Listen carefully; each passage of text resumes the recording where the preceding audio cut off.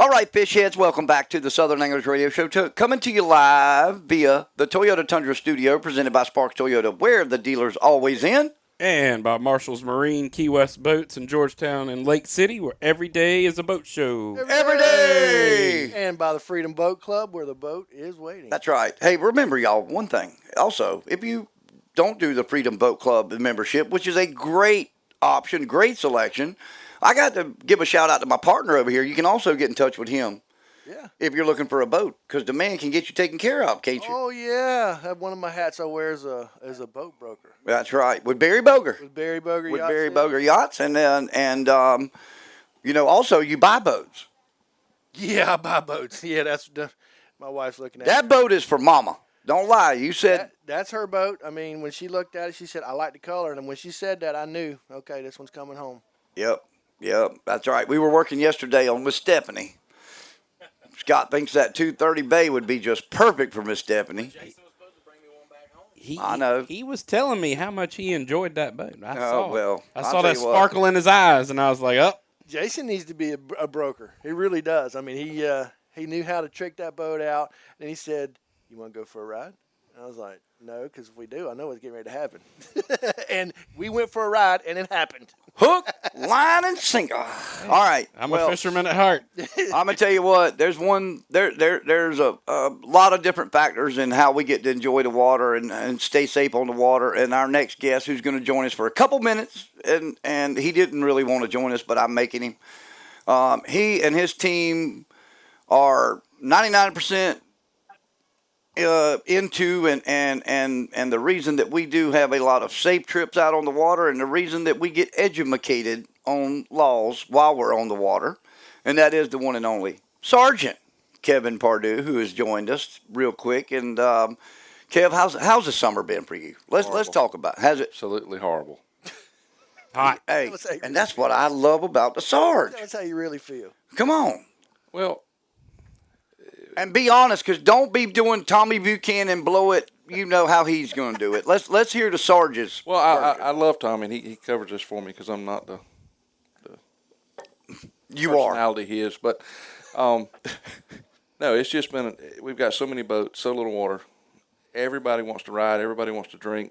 It's not about fishing anymore on the weekends. It's more about the ride and nobody knows anybody. Nobody has courtesy. Nobody has patience. Yep. We've worked. We hadn't had the number of accidents we traditionally had, but the ones we've had have been catastrophic.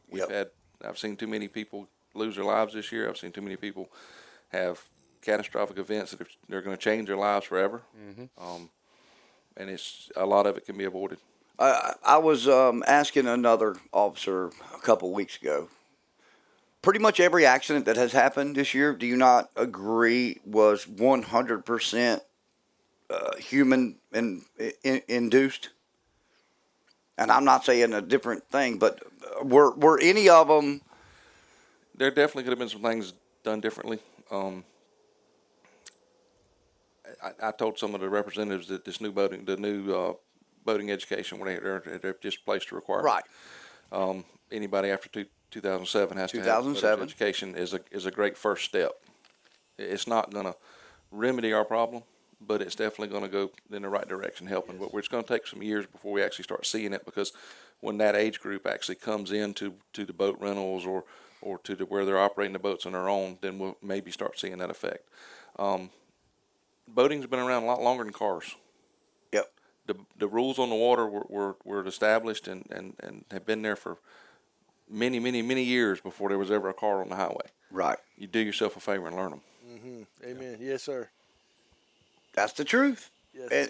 And there's all kinds of different ways to learn them. I mean, now, obviously, many are going to be forced to learn them the right way, but there are many different ways. I mean, you can do it yourself, go and do the online class that was on DNR's website, but you're right. And so many people I know do pay no attention to channel markers at all. Like, they have no idea. Not a clue. And, well, everybody here's got a captain's license. Yeah. Yep. Other than plotting, what was the hardest thing? Rules of the road. Rules of the road. Rules of the road. You know, I went to FLETC for 4 weeks, and we spent a solid week on doing nothing but rules of the road. The hardest test, it was harder than any legals test I ever took at the academy. You don't have to have that in-depth of knowledge. Right. you don't have to sit down in a simulator and have different colored lights come about on a black screen and have to identify what boats they are by their lights. Yep. You don't need to be to that level, but you need to know what a red for, what a green's for, why you don't run white lights on the front of your boat and blind everybody. Yep. That the red, the green, the white on the back, it has a purpose. It's Everything communicating as we go on the water, especially at night. Yep. There's a preferred side of the channel during the day. There's a preferred course of action. There's actions that you're supposed to take when you see a vessel. You're supposed to communicate with them either directly or visually, and your actions should be very distinct. They shouldn't be subtle. You should be communicating that with the person. And me and Jason were talking earlier, and I told him I'm a horrible passenger, and he agrees, and he's the same thing. I am too. Because there's a certain way I want to drive a boat, because I'm going to be safe. Yep. These waterways are probably one of the most dangerous places you can be on the weekend. Ooh, no doubt about it. Yep. No doubt about it. You hit that nail on the head, man. It's terrible. And I'll tell you, Patrick Sparks, you've seen his boat out there. Driving it from Little River back to the Grand Dunes Marina where he has it. That trip of all the no-wake zones and setting it down and then trying to get back up on plane. That 8 to 10 seconds of trying to plane off are the most nerve-wracking time, because when I go to throttle up, You can't see at that point, I know where the boats are. But we all know in 8 to 10 seconds where a jet ski can get to, and it's the biggest fear. Well, in that area up there, the ICW is obviously, it's a ditch. It was man-made. It was dug. Right. It was made for interstate traffic, for commerce, during a period of war, so we could move goods without having German U-boats sink our stuff offshore. It wasn't designed for the way that we use it. We use it now. Yeah. The wake zones, I've spent 10 years of my life in them that I'll never get back. I'm really pushing, trying to get some better marking to. It's confusing to people, right? Because we've gotten to the point we have so many up there, and the biggest complaint I hear from people is they don't understand. Mm-hmm. Because when you put in under the bridge there at Johnny Causey or across the waterway, the start of that wake zone is on the opposite side of Swing Bridge. So when they come into the wake, when they enter there, they don't see the sign. They don't see the double gate. They see Right. the signs on the bridge, but they don't see the double gate, the two floats. Yep. So when they exit those on the other side of Silvercrest, they think, or before they even get to that, a lot of times they'll come up, and then when they go through those, they think, oh, well, now I'm in the wake zone. So they'll come down when they're out of the wake zone. Yep. Then they'll get to the next wake zone, and it is forever, and they think there's no way I'm still in a wake zone. Yep. So they're either obeying the wake zone when they're out of the wake zone, or violating the wake zone when they're in the wake zone. And it is anytime we implement a new area like that, we go through an educational period. We don't come out and just try to, punish people. Obviously, we don't want to punish anybody wrongly. We don't want to, because the whole idea is to basically change your behavior. It's not necessarily punishment; it's changing behavior. Educating. So we want to go through that educational period, and a lot of people that live up there are mad. Well, you need to write all these tickets. You need to do this. You need to do that. Well, that's not fair to the public either. Mm-mm. Yep. So we're going through that period. Well, we're also working on trying to get some things clarified. There's both sides of the argument. They're both going up. People are, not happy. People are happy. Yep. It's a balance that we got to fight up there, and people get mad. We work, we traditionally work a lot of accidents with the rental jet skis, rental pontoons. People get mad. Well, why don't you write them a bunch of tickets? That person's down here for one time. They're probably never getting back on a boat. They just had a bad experience. Mm-hmm. It's already costing them way more money because they're paying for damages a lot of times. That's right. Yep.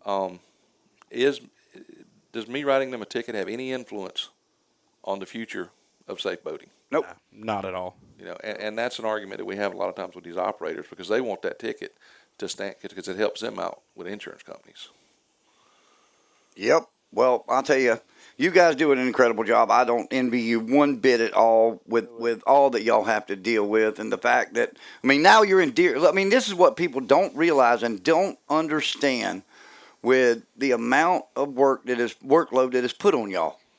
And we're in the middle of deer season, right?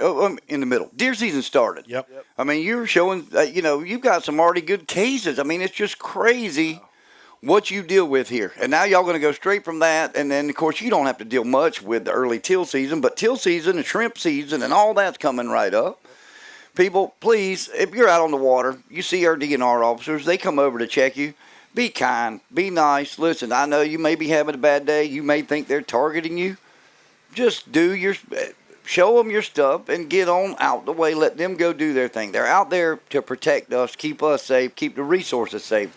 They're not out there just to pick on people, pick on us. And, the best thing we can do is cooperate and let's get it done. I mean. Well, what people don't understand, this warm weather, of course, is going to extend our boating season just like it did last That's year. right. And boating has changed since COVID. Oh boy. Completely lot. changed. And especially in the boat sales business, I think Yes, Lord have mercy. you can testify to that. But Amen. we just had deer season come in for archery. Yep. Down in the lower part of the state, it's already in for guns. It's bucks only right now. Isn't that crazy? But that came in. Well, then on the 1st of September, guns come in.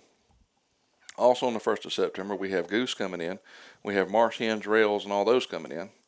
On the 2nd, dove season comes in. On the 15th, raccoon and possum comes in. On the 15th, early teal comes in. Shrimp bait comes in just before that. Oh, gosh. Alligator comes in sometime around that same time. man. Oh, And then you're going to have, there'll be something else opening. Shrimp trawl, they'll do something else will come in that same time period. Well, It's so much going on, and we're stretched 50 different directions.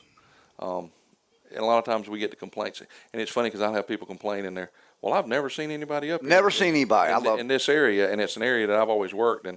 And my guys will laugh because I'll go check 40 boats, and 30 of them know me by first name. And they're like, "Well, how has somebody not ever seen you up here?" I'm like, "Well, I guess he was just that lucky guy." Yeah. Yep, no doubt about it. Hey, so I got Ben. Will you stay with us? But you might have a question for Ben. I mean, you're familiar with what happened with these guys. I didn't get the whole. Everything Jenna, we're going to do this. We're going to do this real quick. We're going to try it, okay? I'm going to see if I can get this thing. If we get hung up, get ready to play a song. Just hold on 1 second.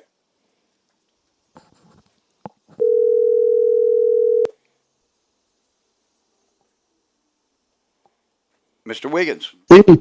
Hey, this is he. Hey, buddy. All right, 1 second. All right, here we go. All right. Do we have Ben merged in, Miss Jenna? Can you hear us? I can hear you. All right, yep. Jenna. There we go. nice. All right. Hey, ladies and gentlemen, and all you fish heads out there, I want to introduce you to my soon-to-be good friend, because I love talking to this guy already, and that is Mr. Ben Wiggins. And Ben, real quick, tell us where you're from, and let's hear a little bit about you, and then before we talk about the other topic. Okay. Well, first of all, thank you so much for having me on today, because I really should be dead right now. I'm actually originally from Raleigh, and went into the Navy in '82. Traveled the world and settled down here in Hampstead in the Wilmington area where my father's family was from. So a lot of my family is in this area. Wow, I did not know you were right up there. I thought you were inland a little bit. I did not know you were right there. Yeah, they had me as from Raleigh, and I originally was from Raleigh, but both my wife and I are from Raleigh, but we've settled here in the Hampstead area. Now, how long have you been into scuba diving? I got certified as a scuba diver through the Navy in 1987. Oh, wow! And I'm gonna guess you have dove in a lot of other places other than right here off our coast. Yes, sir. I have been absolutely blessed beyond measure. I have dove the world. I have been to the Great Barrier Reef. Oh, wow. Wow. I dove the Caribbean. I've dove the Red Sea, the far Pacific Ocean, those lakes and rivers. It's an incredible story. That is great. Now, are you a big fisherman? I am. As a matter of fact, I loaded up while I was waiting to go on with you fellas. I loaded up the truck. We're going to drive over to Sloop Point where we keep our boat. I got a 25-foot Scout, and my wife and I are going to go out and just do some inland fishing. We're not going to go offshore, I promise. Oh man, I tell you, and that was one of the questions I was going to have for you too. Is had you been back on the ocean? I know this. We're really close to when the experience happened, but I didn't know if you had been back in the ocean and if you had any reservations just yet about going back out there. Well, I got to be honest with you, and thank you for that question. You know, what kept us alive was not being controlled by fear. And I have a deep, deep respect for the ocean. Before even this happened on Sunday afternoon. But I'll go back out, and I'll probably go diving again. But I can tell you this, I'm going to make some course corrections. My Navy career kicked in and helped us go through some procedural steps that I really do believe kept us alive. But I got to give a huge shout out to the Navy and the Coast Guard, because they had the C-130 in the air looking for us, and they came over us about just before 1 a.m. Monday morning. And it was on their last pass that they saw our strobe. But my son, Brandon, is a rescue swimmer, Coast Guard. He's retired medically. He had a severe injury back in about 5-6 years ago. So they medically retired him. But he said, Dad, I made calls all up and down the sectors to find out what was going on. He goes, and there was another C-130 en route from Clearwater, Florida, to take over the search after the Elizabeth City C-130 was going to peel off. Wow. Oh man. Let's real quick, let's talk about it. What I know the one question everybody has. What happened? Can you talk about that? I mean, do you I mean, obviously y'all know what happened. I mean, where was the confusion or anything of that nature, but maybe describe, we've got time for you to describe the dive you were on, what got, and what the plan was, and then how things turned out. I think, I'd love to have you for an hour or more, because I know you and I are going to have plenty to talk about, and we might do that this week, and I'm going to come visit you somewhere, and we'll get that done. But for today's purposes, let's talk about what happened, exactly what happened. Okay. Well, I'll try to stick to as near my memory can serve me. So here's what happened. I got my friend who owns the boat, Big Bills, is in Holden Beach, North Carolina, and he has been, a friend since 7th grade up in Raleigh, going through junior high and high school. And his name's Willie Carter. And Willie said, "Hey Ben, we'd love for you to go diving." Luke, his son is a great, great kid. So I'm so impressed with that young man. He's actually a PADI master diver. So he instructs people in open water diving and certifies them. So I felt confident in his ability.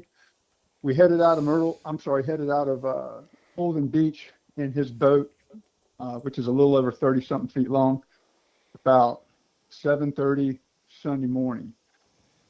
And there was Dr. Dan Williams on board with his son, Evan, and 2 other sons that were younger, but Evan is 16. And I had just met him for the first time when I boarded his boat. Let me fast forward. We headed out through the inlet out of Holden Beach and headed to the dive site that they had dove many times, and was known for great spearfishing. So it was just about a 2-hour transit.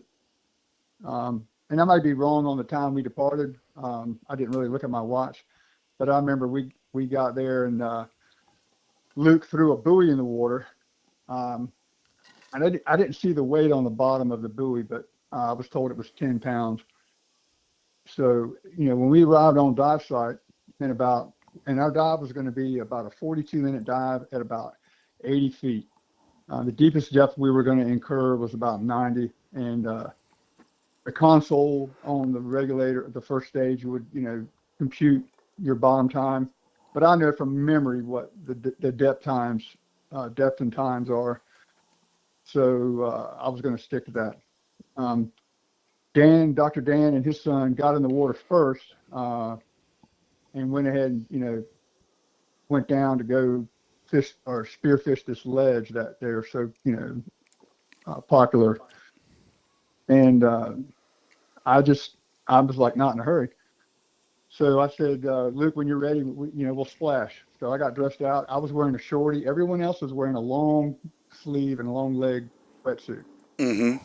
So the water was really calm. I mean, it was very calm. So we got ready, got our stuff on. I said, okay, I rolled off the port side aft. He rolled off the starboard side aft. We met off the stern, and the boat had drifted a little off the buoy. So we came around and got together, and I said, let's swim toward the buoy. But we started swimming toward, I think we made the decision, just go ahead and drop there, and then we'd be on the ledge. Well, we got down to about 85 feet, and there was no ledge, and it was just flat bottom of the, little rocky structure, but the rock structure didn't jet up more than about a foot. He looks around, we get a 360. He gave me the hand signal for surfacing. So we start surfacing, and you got to, as a divers out there listening, you don't want to exceed your bubble ascent rate, no matter how long you've been down. So we started heading to the surface. Well, we pop up on the surface, and we're 150 yards from the boat. The current had already pulled us that far. I said, "Oh man!" So we were trying to swim to it, and sometime after that, and I don't know the number of minutes because I wasn't glancing at my watch. I was more concerned with keeping the boat at a close distance.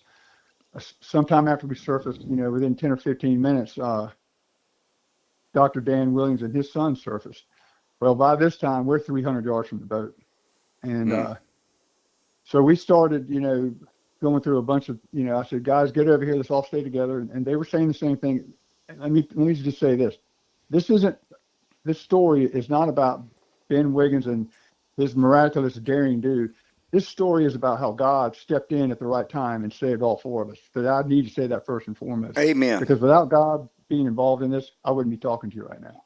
Yeah. My faith is strong, and it's even stronger now, and I believe theirs is too. But we soon, after we realized we weren't making any headway on the surface because of the surface current, we quickly went into we had these diver noodles. Most people who dive know they're inflatable, about 6 foot long, neon colored, elongated balloon looking things that made of nylon that you can wave and get people's attention because they have a contrast against the water. Unfortunately, what we found out, and wasn't until we were rescued much later, Willie was focused on the buoy and thinking we were going to come up on that. And when he didn't see us come up on that at the prescribed time in the dive, he started getting really panicky, which you can imagine. I can imagine. I'll pause there if you have any questions. I don't want to just take everything. I think you keep on going. You're going right where we wanted to go. We got 8 minutes. Yep. 8 minutes. Okay.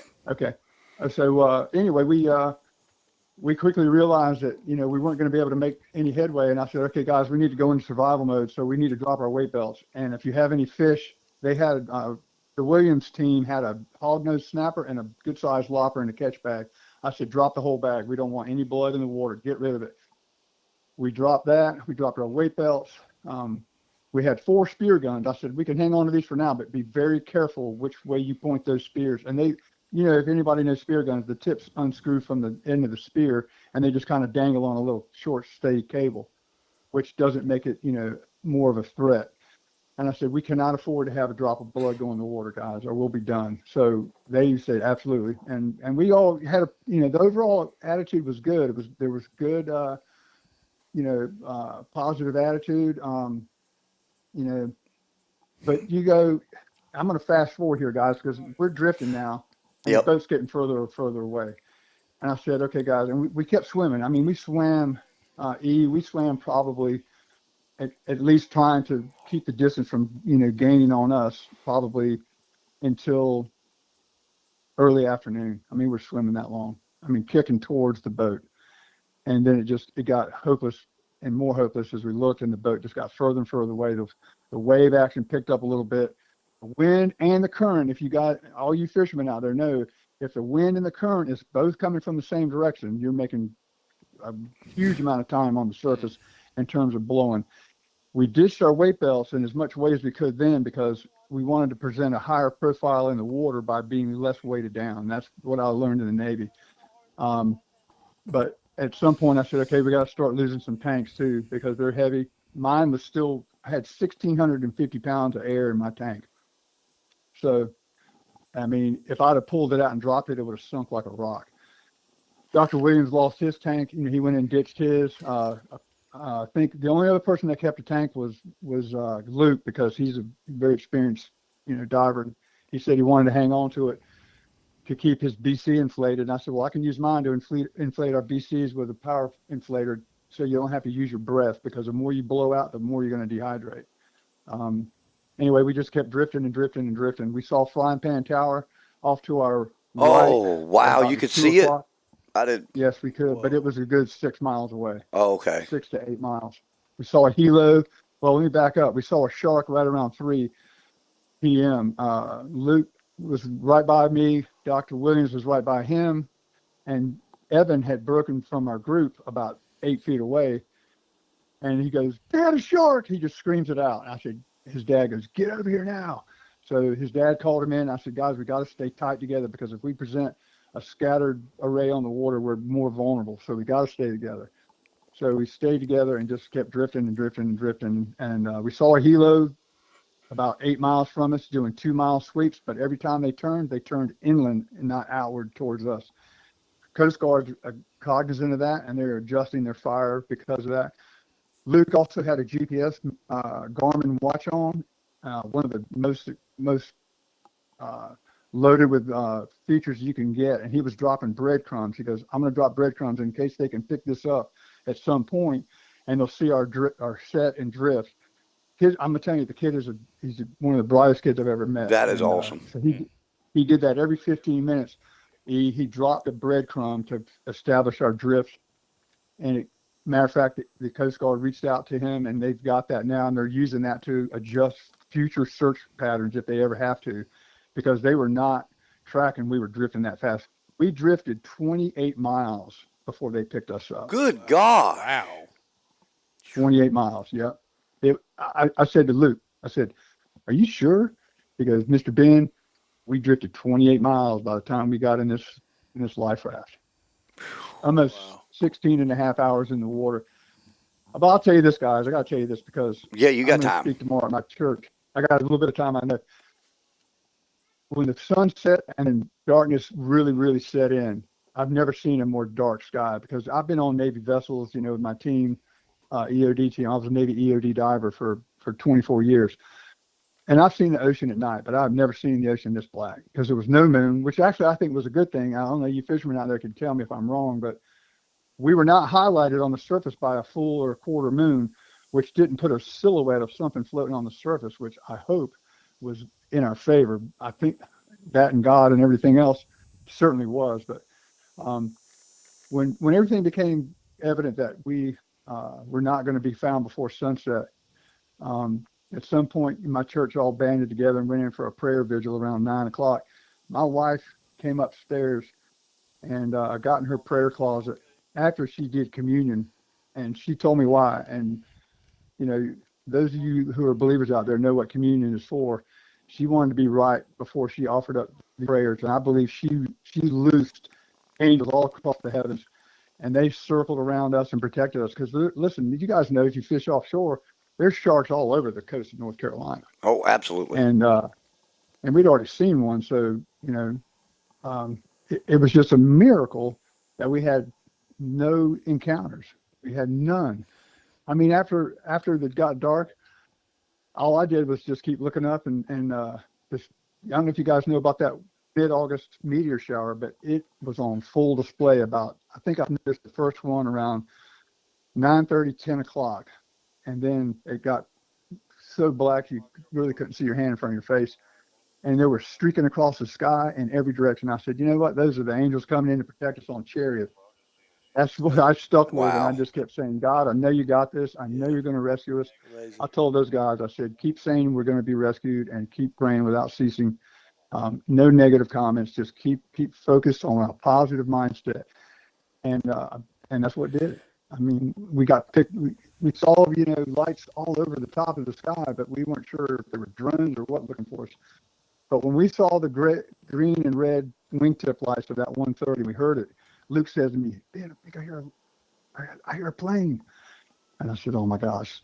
I started looking, and we all about saw it at the same time. I said, "There it is." I said, "Get the lights on." So we started turning the lights on. Luke had, thank God that boy brought that strobe light, and he turned it on. and it flashes SOS, and it was, that's what the pilot saw. If you saw the interview, he goes, I looked down and saw that coming down the left side of the aircraft. I turned towards them, and then we found them, and that was about 12:45 a.m. And they went by. They dropped a Mark 58 flare in the water, which I said, thank you, God. I said, guys, we're going home. They know we're here. And they came by again. They dropped a med kit, I think. And then the third pass, they dropped a raft. And I'm not kidding you. They dropped that raft less than 50 meters from us. I heard it smack the water so loud, I thought I was going to get smashed in the face. Hey, I think, you wouldn't have minded. It didn't matter where that thing landed, right? Yeah, we were going towards it. And I said, come on, boys, let's go. And you could hear it inflating the air. My son told me, he goes, Dad, when they release it out the back of the aircraft, it starts inflating. So it hits the water, partially inflated. And it was fully inflated by the time we swam to it, which took probably less than a minute to swim to it. I mean, God bless the Coast Guard, whoever their spotter was that dropped that. I'm going to go find him. I think they're up in Elizabeth City. I'm going to go find him, and I'm going to go give him a big hug because they dropped that thing. And it was no effort to get to it. So right about the same time that happened and we all climbed in the boat, the life raft, the USS Porter comes out of the dark and it's standing off about 350 yards or so. And they launched their small boat to come over to us, and then they got us, retrieved us. They stabbed holes in the inflated raft because they didn't want someone to see the next day and think there was another rescue at sea and just divert the Coast Guard efforts to a false call. So we headed back to the Porter, and they took us on board, and it was, man, I tell you what, these guys, they treated us like royalty. They get us dry clothes. They took us to medical and checked us out to make sure everyone was okay. Other than dehydration and severe sunburn, we all came through this with a testimony. Wow. Huge testimony. That is great. Awesome. You do. And I tell you what, unfortunately we do have to go and get out of here, but Ben, you and I are going to get together first of the week and figure something out, because I do want to sit down face to face, and I want to, there's a lot more to be shared in this story, and I want to come sit down with you and do that. So you and I will get to work on that, but we can't thank you enough. We've got everything from high school kids over here. We've got women. We got DNR. Everybody sitting here. And if you could see their faces while you're telling that story, I'm hoping everybody was listening out there in Fishhead Nation and in the Gator Nation. But we can't thank you enough for taking the time and talking with us this morning. And again, this story deserves a lot more time. There's a great article, great story in Post and Courier that was done this week. And if you can go find that, I'll share it. I'll get it up there. But you and I will get together, Ben, and thank you once again so much. And I hope you and your wife go have an incredibly enjoyable day on the water today, and just get to you get to relax and love on each other. Absolutely, and thank you too, guys. For everyone who had anything to do with me being on here, I appreciate it. And I look so forward to seeing you, man. I think I love how the new friendships have been born out of this. And I feel like I've got a lifelong friend on the other end of this line, and I can't wait to meet some of your partners too. Because you guys do an awesome job. And the information you put out earlier about the water, the DNR guy you had on, I was sitting there in the bathroom next to my wife Laura, and we were both just shaking our heads, going, "Yeah, he is so spot on with what he's saying." But thank you so much, and I look forward. You got my number? Just call me whenever, and we'll get together. Okay, brother? We will, Ben. Thank you so much, my friend. Y'all take care. Thank you. All right. Hey, Jenna, I think it's time to get on out of here, and I apologize to whoever's coming on behind us for stealing 3 minutes, but I'll take care of that with Mr. Jimmy. But I don't think that story right there could have been cut off short. No way. Listen, we want to thank Matt here and the family at Welcome All Outfitters for having us over here, and welcome Matt to the team. Yes, sir. Welcome Jason Burton, the Flounder Pounder, to the team. I feel like he's already been a part of both of them already were part of the team, but now we're making it official. So, and listen, thanks to Tony, the Bassmaster, for entertaining Russ so I could do some radio show today. And I've not heard anybody scream, so they have not caught any fish. But y'all, listen, the Spanish Mackerel World Championships this weekend. Thursday night, the raffle ticket at Uncle Tito's at Thursday night at 6:30. Friday night, Captain's Meeting registration at Uncle Tito's. 5 o'clock it starts. You can come get registered. And then Saturday, of course, we'll be chasing Spanish mackerel. And we're going to be giving away that beautiful father and son services trophies along with $5,000 plus in cash. So make sure you get signed up, and we'll be back next week. We're going to be recorded. We're going to have a good time this week wherever we record it. We may have just figured out where we're going to record it and how we're going to record it. But thank you guys so much. And so on behalf of Captain Matt at Welcome All Outfitters, Captain Flounder Pounder, the Jason Burton of Merle's Inlet Fishing Charters, the one and only Bassmaster, Tony Carter, and Russ, and of course, Super Jenna back in the studio keeping us straight. I am Captain E, and this has been the Southern Anglers Radio Show on the Gator 107.9.